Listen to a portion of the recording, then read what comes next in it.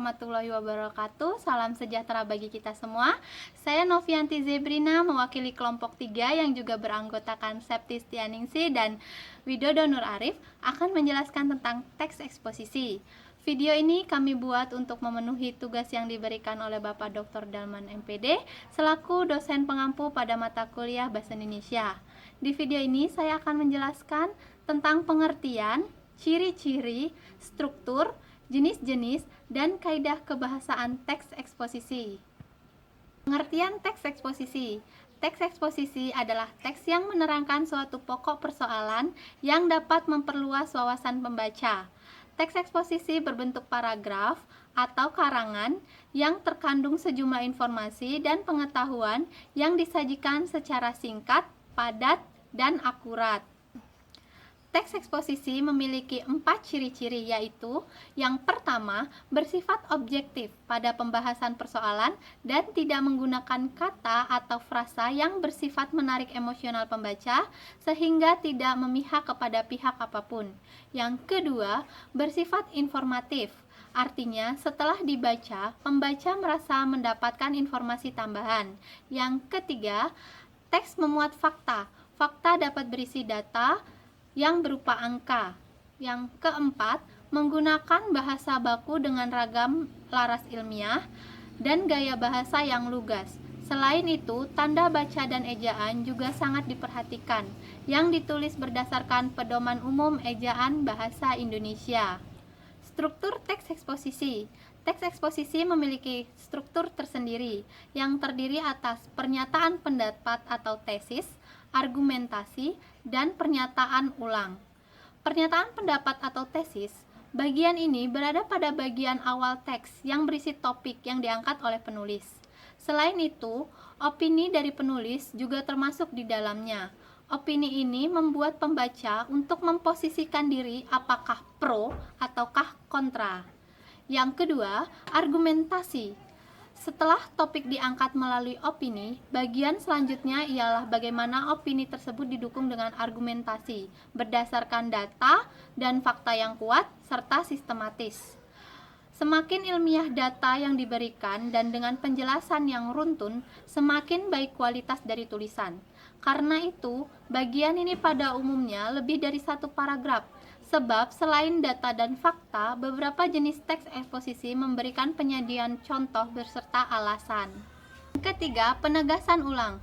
Bagian ini berada pada paragraf akhir sehingga disebut sebagai penutup atau kesimpulan.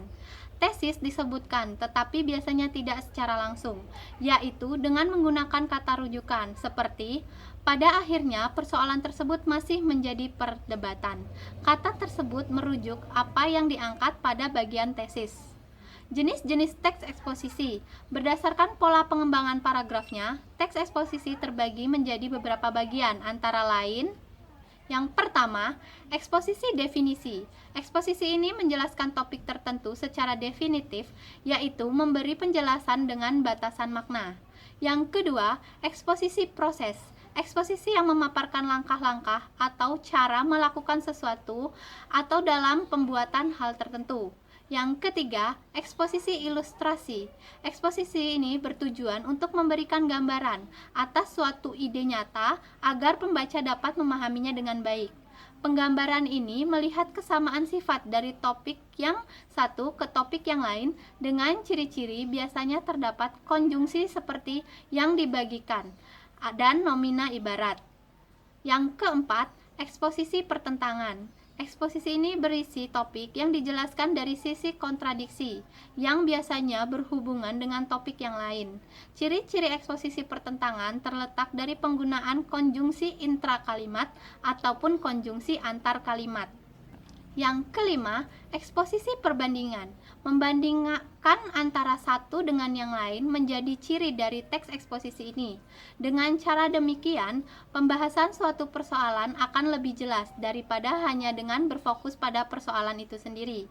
Yang keenam, eksposisi klasifikasi. Eksposisi ini berfungsi untuk mengkelompokkan atau membagi sesuatu ke dalam golongan tertentu. terdapat dua pola, menyeragamkan ke dalam satu kelompok atau memisahkan ke kelompok lain. Oleh karena itu, dalam pembuatan teks eksposisi ini dibutuhkan dasar pengklasifikasian yang jelas. Yang ketujuh, eksposisi berita. Eksposisi ini berisi informasi yang biasanya terdapat pada media massa, yang bersifat aktual dan faktual. Informasi yang diangkat berupa peristiwa-peristiwa tertentu. Yang kedelapan, eksposisi analisis. Eksposisi ini berisi pengamatan yang mendalam, lalu pada bagian argumentasi dibahas secara bertahap. Kaidah kebahasaan teks eksposisi. Teks eksposisi memiliki ciri khas tata yang dapat diidentifikasi dari mulai kata hingga kalimat apa yang dipakai. Terdapat 6 kaidah kebahasaan teks eksposisi, antara lain: yang pertama, menyatakan dan menjelaskan pendapat. Yang kedua, memuat fakta yang bersumber dari penelitian yang diperlukan data untuk menyajikan informasi. Yang ketiga, penegasan pendapat berada di bagian penutup yang bersifat objektif dengan ragam ilmiah dan kalimat efektif. Yang keempat, penggunaan pronomina atau kata ganti. Pronomina adalah kelas kata yang berfungsi untuk mengganti nomina atau kata benda atau frasa nomina. Yang kelima, penggunaan leksikal.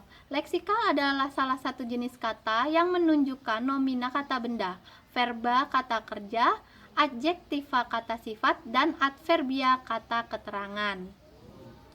Yang keenam, penggunaan konjungsi. Konjungsi atau kata hubung dalam teks eksposisi berfungsi agar argumen penulis dapat diperkuat. Pesan dari saya tentang teks eksposisi, semoga video ini bermanfaat bagi kita yang sedang belajar tentang teks eksposisi. Dan kami mohon maaf jika dalam pembuatan video ini masih banyak kekurangan. Akhir kata saya ucapkan terima kasih.